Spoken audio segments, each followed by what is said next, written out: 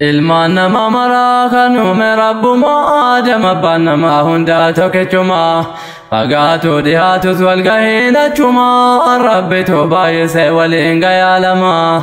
teeba baynaa waamulaaf gooftaan kalganama addaan goode kaaya rabaa fajamaa adeebe gurraacha bargama nagamaa afaanii fi bifaan biyyaa fi gufsumaa hikimaa waan hojjateef guraanaan nutti himaa litahara fuudhaa wal barsiisuu dhumaaf yaa mootii dachee fi samaa ankaalee qa'insi fi jinnii atirkoonu ta'ee gargaarsa keetinii kanaan namni namumaa wajjin jiraata keenya kun kanarraa waan addaa fakkaata bani Aadam ta'uu keenya shakkii qabaalaata of jalaatti ilaalee hambiinu tuffata dabareen dabarsaa dhufe gabroonfata yoo yaadne yaadannu qalbiin nu gubata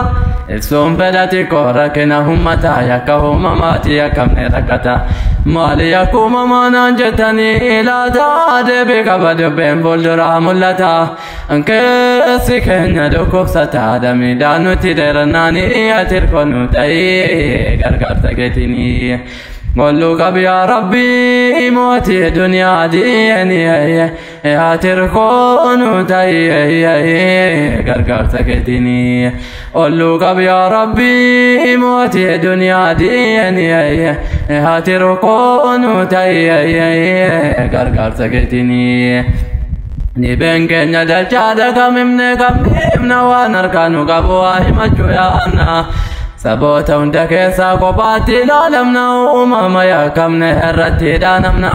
nutummanni bal'aan yakka uumamaa qabna yakka uumamaa dhibuus qabna nu kennamna nasaba guddaa ta'uudha badiin keenya kana filanneen arganne rabbiin namaa kennaa jaarraa tokkoof jina kanaaf addabamna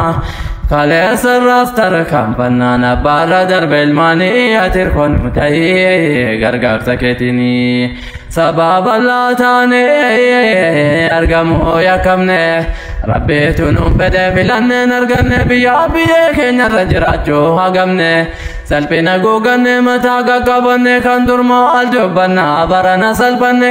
saboota hunda keessaa roorroo filatamne laalcha gadaantummaa barayyuu mudanne salphina waan nutti namne cabne ummanni bal'aanii atirkoonu ta'ee gargaarsa keetinii